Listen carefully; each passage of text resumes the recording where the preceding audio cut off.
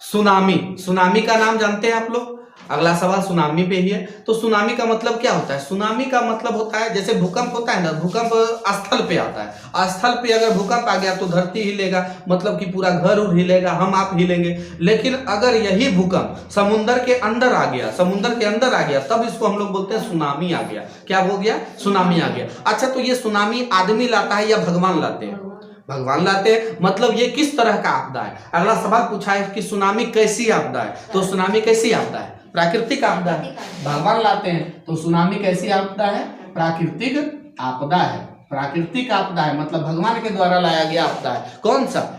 Tsunami. अच्छा, अभी देखिए एगो महामारी चला हुआ है। कौन महामारी? कोरोना महामारी। बोलते हैं महामारी कोरोना का चल रहा है। तो ये कोरोना महामारी कैसी आपदा है बताओ? इसको भगवान लेके आए हैं या फिर आदमी लेके आया है?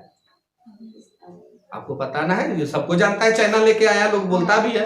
तो ये जो आप महामारी चल रहा है, ये महामारी ईश्वर नहीं लाते। ईश्वर दो तीन चीज ही देते हैं। सुनामी हो गया, चक्रवात हो गया, भूकंप हो गया, बाढ़ आ जाना, ये सब हो गया भगवान का कमाल है। लेकिन ये जो आपका महामारी कोरोना महामारी चल रहा है या अन्य महामारी जो भी आता है, तो ये सब महामारी जो होता है ना, ये मानव जनित आपदा होता है। मतलब ये मानव के कारण होता है। किसके कारण होता है? मानव के कारण। तो पूछा है महामारी कैसी आपदा है, तो महामारी कैसी आपदा है? मानव जनित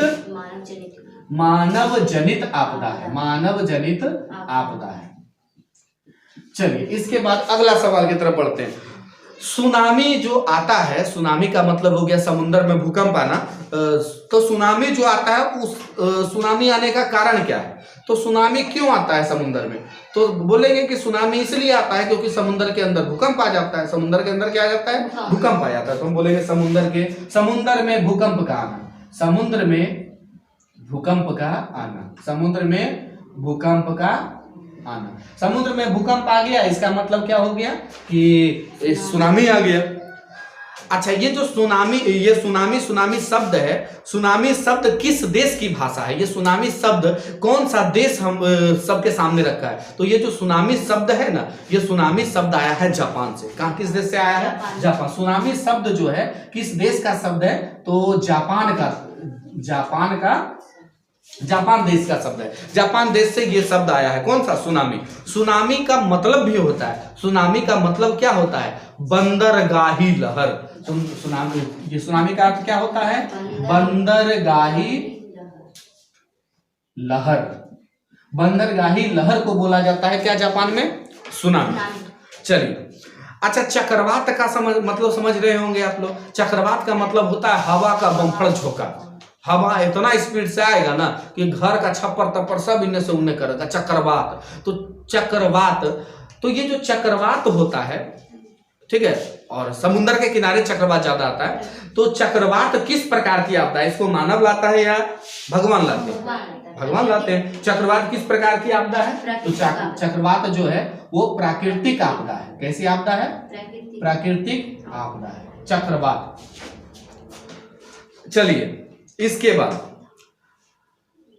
भगवान कुछ भी भगवान के द्वारा, भगवान या ईश्वर या प्रकृति जो कहो, उसके द्वारा जो भी प्रॉब्लम आता है, जैसे बाढ़ आ जाना, सुखाड़ आ जाना या फिर भूकंप आ जाना, तो ये सब भगवान का लीला है। भगवान के द्वारा, प्रकृति के द्वारा किया जाता है। तो भगवान कोई भी आपदा अगर लाते हैं, हम मानव के सामने पृथ्वी पर किसी भी प्रकार का अगर आपदा आता है, तो उसके बहुत सारे दुष्परिणाम होते हैं। उसमें बहुत जन धन की हानि होती है, बहुत नुकसान होने लगता है। तो अब लोग क्या करता है? लोग उपाय करता है कि भैया बाढ़ आ गया, सुखाड़ आ गया, भूकंप आ गया, तो हमको भी तो कुछ उपाय करना है ताकि हम बचे, प्राकृतिक आपदाओं से बचे। तो उसके लिए जो उपाय किया जाता है उसको हम लोग बोलते हैं आपदा प्रबंध। उसको हम लोग क्या बोलते हैं? आपदा प्रबंध। मतलब क्या? आपदाओं के दुष्परिणामों को कम करने का उपाय किया जाना क्या कहलाता है? तो आपदा प्रबंध कहलाता है। क्या कहलाता है? आपदा प्रबंध कहलाता है। चलिए, इसके बाद अगले सवाल की तरफ बढ़ते हैं।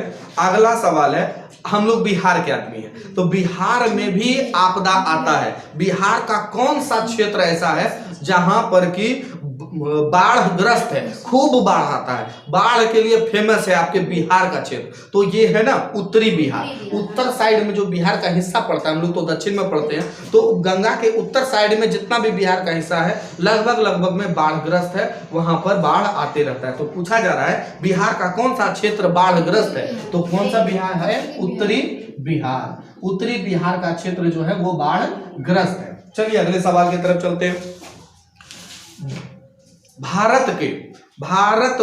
भारत में भूकंप आता है ना भैया, तो भारत को कितने भूकंपीय क्षेत्रों में बांटा गया है? भारत में जो भूकंप आते हैं उनके लिए क्षेत्र बनाए गए हैं, तो उनके क्षेत्रों को कितने भागों में बांटा गया? तो बेटा याद रखना 5 भागों में बांटा गया है। कितने भागों में बांटा गया है? 5 भाग। भारत को कितने भूकंपीय क्षेत्रों में बांटा गया है? तो 5 भागों में।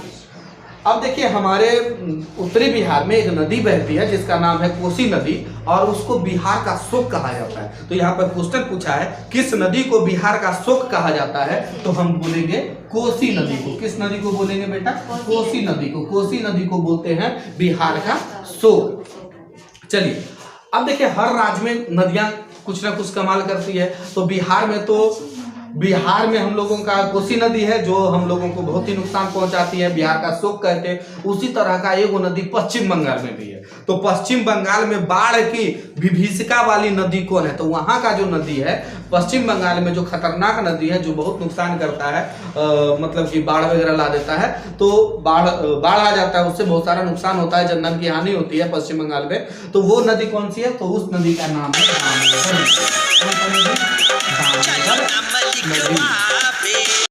तो बात समझ में आ गया। दामोदर नदी। दामोदर नदी पश्चिम बंगाल में क्या करता है? बहुत ही बाढ़ विभीषिका वाला क्षेत्र नदी है। अगला है कि 26 दिसंबर 2004 को किस महासागर में भयंकर सुनामी आया था? तो 2004 में, शायद आप लोग का जन्म नहीं हुआ होगा उस समय 26 दिसंबर 2004 को क्या हुआ था? अटलांटिक महासागर में भयंकर भूकंप आया, ये सुनामी आया था। अटलांटिक महासागर में। किस महासागर में बेटा? अटलांटिक महासागर में। पूछ रहा है कि किस महासागर में आया था, तो अटलांटिक महासागर में आया था। इससे गुजरात में काफी हानि भी हुआ था। चलिए हमारे पृथ्वी के अंदर से 3 तरह का किरण निकलता है। एक SPL, शायद पहले पढ़ा चुके हैं कि SPL निकलता है। तो सबसे खतरनाक कौन होता है ये पूछा गया है। सबसे खतरनाक तरंग कौन है SPL में? तो L तरंग। सबसे खतरनाक कौन है? L तरंग सबसे ज्यादा खतरनाक होता है। चलिए अगले सवाल की तरफ बढ़ते हैं।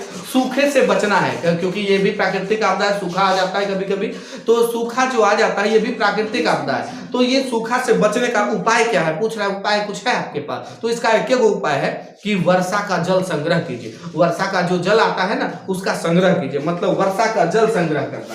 वर्षा का जल संग्रह करना। अगर वर्षा का जल संग्रह करते हैं तब जाके आपको क्या होगा कि सुखाड़ से आप बच सकते हैं, सूखा से बच सकते हैं।